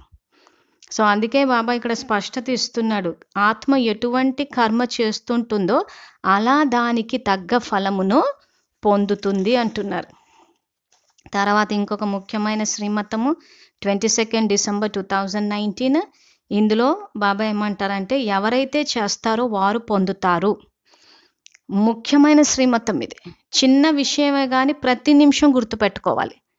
సో ఈ పాయింట్, ఈ చట్టం అన్నది, శ్రీమతం అన్నది తెలియకపోవడం వల్ల ఏమవుతుందంటే డ్రామాలో ఉంటే జరుగుతుందిలే. సో ఏముందో మనకేం తెలుసు. సో ఏం చెయ్యాలన్నదే బాబా చెప్తున్నారు. సో అందుకే ఏమంటున్నారు, ఎవరైతే చేస్తారో వారు పొందుతారు. ఎవరైతే ఆలోచిస్తూనే ఉండిపోతారో వారు ఆలోచిస్తూ త్రేతాయుగం వరకు చేరుకుంటారు అంటున్నారు. సో అంటే ఇక్కడ బాబా చెప్పదలుచుకుంది ఏంటి, ఇక్కడ శ్రీమతం చెప్తున్నారు. ఎవరైతే చేస్తారో, సో ఏం చెయ్యాలి, ఇక్కడ కర్మలు ఆచరించాలి. శ్రేష్ఠ కర్మలు మనస వాచ కర్మనతో సంస్కారాలని, దైవీ సంస్కారాలు చేయాలి, పుణ్యం సంపాదించుకోవాలి. అలా కాకుండా ఆలోచిస్తూ ఉండిపోతారు. సో డ్రామా ఫిక్స్డ్ రిపిటేషన్ అని ఒకరు చెప్తారు, లేదు కర్మలు ఆచరించాలని వీళ్ళు చెప్పారు, వాళ్ళు చెప్పారని అంటున్నారే కానీ బాబా ఏం చెప్పారు అన్నది ఇంపార్టెంట్. అందుకే మురళీలన్నీ ఫోటోలు తీసి స్లైడ్స్ వేసి చూపిస్తున్నాము. సో విద్యార్థులు ఇంతకి ఇది రైటా రాంగా అని చెప్పి మళ్ళీ అందరినీ అడిగి క్లారిఫికేషన్స్ తీసుకునే కన్నా, ఆత్మ అన్న స్థితిలో నేను ఈశ్వరీయ విద్యార్థిని, బాబా నాకు టీచరు అన్న ఈ సంకల్పం చేసి ఆత్మ అన్న స్థితిలోకి, ఈశ్వరీయ విద్యార్థి అన్న స్థితిలోకి వచ్చి డైరెక్ట్గా టీచర్ అయిన పరమాత్మ నుంచి అర్థం చేయించుకుంటే మరీ మంచిది డ్రామా జ్ఞానాన్ని. లేకపోతే పురుషార్థంలో ముందుకు వెళ్ళలేకపోతాం. ఎందుకంటే ఒకటి చెప్పారు, ఇంకోటి చెప్పినా బాబా చెప్పేదే ఫైనల్ ఇక్కడ. సో ఎవరు చేస్తారో వారే పొందుతారు. ఎవరైతే ఆలోచిస్తూ ఉండిపోతారో వాళ్ళు ఆలోచిస్తూ త్రేతాయుగం వరకు చేరుకుంటారు. సో ఎందుకు త్రేత చేరుకుంటారనంటే, ఇక్కడ 16 కళా సంపూర్ణులు ఎవరు వీళ్ళు, సంపూర్ణ పవిత్రంగా ఎవరు ఆలోచిస్తూ అలా సమయం చేయించిందని వాళ్ళు చేయించారని చెప్పి ఎంతో కొంత చేస్తూ పోతారు కాబట్టి త్రేతాయుగానికి వస్తారు. సో త్రేతాయుగం అంటే ఫెయిల్ అయిన బ్యాచ్. కానీ బాబా ఇక్కడ మనల్ని విజయులు అవ్వాలంటున్నారు. కాబట్టి ఇక్కడ పురుషార్థం చేయాల్సింది మనమే. సో డ్రామాలో ఉంటే డ్రామా చేయించదు, మన చేత బాబా పురుషార్థం చేయిస్తారు. ఎప్పుడు చేయిస్తారు, మనం సంకల్పం చేస్తే. మీరు ఒక సంకల్పం చేస్తే నేను సంయోగం ఇస్తాను అన్నాడు. ఇది ఇంకొక గుర్తుపెట్టుకోవాల్సిన శ్రీమతం. సో ఎవరు చేస్తారో వారు పొందుతారు. సో ఆ చేసేటప్పుడు కూడా సంకల్పం మొదట మనం చేయాలి, అప్పుడు బాబా సంయోగం. ఈ 2 పాయింట్లు అర్థమైనా కానీ ముందుకెళ్ళిపోతాం. సింపుల్ నిజంగా జ్ఞానం చెప్పాలంటే. కానీ ఈ 2 పాయింట్లు వదిలేసి డ్రామా, ఫిక్స్డ్ రిపిటీషన్ ఇవి పట్టేసుకొని కూర్చున్నారు. సో దీనివల్ల నష్టపోతుంది ఎవరు? మనమే. సో అప్పుడు ఏమవుతుంది? డ్రామా జ్ఞానం తప్పుగా అర్థం చేసుకుంటే కింద పడిపోతారు అని చెప్పి బాబా 27th March 2020 మురళిలో చెప్పారు. సో అందుకే ఇప్పుడు పురుషార్థం చేయాలి అంటున్నాడు. సో పురుషార్థం చేయడం అంటే ఏంటి? ప్రాక్టికల్ లైఫ్లోకి తెమ్మని. సో పురుషార్థం అంటే బాబా యోగం చేయమంటున్నారు. నేను గంట చేశాను, 2 గంటలు చేశానని కాదు, యోగి జీవితాన్ని గడపాలి. సో అందుకే ఇప్పుడు పురుషార్థం చెయ్యాలి అంటే జ్ఞానం తెలుసుకుని, యోగంలో శక్తి తీసుకుని ప్రాక్టికల్ లైఫ్లోకి తీసుకురావాలంటే యోగి జీవితాన్ని గడపాలి. రాజయోగులే, రాజ ఋషులే విశ్వమహారాజులు అవుతారు కాబట్టి ఇప్పుడు పురుషార్థం చేయాలి. అది డ్రామానుసారంగానే జరుగుతుంది. డ్రామాలో అంతా రచింపబడి ఉంది. డ్రామాలో ఉంటే పురుషార్థం చేస్తాములే అని అనడం కూడా తప్పే. అలాంటి వారు డ్రామాను పూర్తిగా అర్థం చేసుకోలేదు. వారిని నాస్తికులు అని అంటారు. వారు బాబాపై తమ ప్రేమను ఉంచలేరు. డ్రామా రహస్యంను తప్పుగా అర్థం చేసుకున్న కారణంగా క్రింద పడిపోతారు అంటాడు. సో ఇప్పుడు ఈ వాక్యాల్లో చూస్తే డ్రామానుసారంగానే జరుగుతుంది, డ్రామాలో అంతా రచింపబడి ఉంది అంటున్నాడు. సో బాబా అంతా రచింపబడే ఉంటుంది కదా అని అంటే ఎవరు రచిస్తున్నారు? మనమే కదా. సో డ్రామాలో ఏం రచింపబడి ఉంది? ఇందాక మనం చెప్పుకున్న శ్రీమతము, ఎవరు చేస్తే వాళ్ళే పొందుతారు అన్న శ్రీమతం రచింపబడి ఉంది. కాబట్టి ఆ రకంగా ఆ శ్రీమతానికి అనుసారంగా గనక మీరు నడుచుకుంటే, పురుషార్థం చేస్తే విజయీలవుతారు. సో డ్రామాలో ఏం రచింపబడి ఉంది? పురుషార్థం చేస్తే విజయీలవుతారు, చెయ్యకపోతే ఫెయిల్ అవుతారన్న శ్రీమతం రచింపబడి ఉంది అక్కడ. సో దాని అనుసారంగా చెయ్యాలి అంటున్నారు. కాబట్టి డ్రామాలో ఉంటే పురుషార్థం చేస్తానులే అని అనడం కూడా తప్పే అంటున్నారు. సో డ్రామా అంటే బయట చూడొద్దు, ఆత్మను చూడాలి, అంతర్ముఖులై చూడాలి, బాహర్ముఖులై చూడకూడదు. ఆత్మజ్ఞానం ఇది టీచర్ చెప్తున్న, పరమాత్మ చెప్తుంది ఆత్మజ్ఞానం. కాబట్టి పురుషార్థం అంటే బాబా చెప్పే జ్ఞానాన్ని అంతా ప్రాక్టికల్ లైఫ్లోకి తీసుకురావాలి. కాబట్టి ఇలాంటి వాళ్ళు ఎవరైతే డ్రామాలో ఉంటే చేస్తాములే, డ్రామా ఇలా కదా అని అంటే వీళ్ళంతా నాస్తికులు. అంటే బాబా చెప్పే జ్ఞానం మీద నిశ్చయం లేదు, వారు బాబాపై ప్రేమను ఉంచలేరు.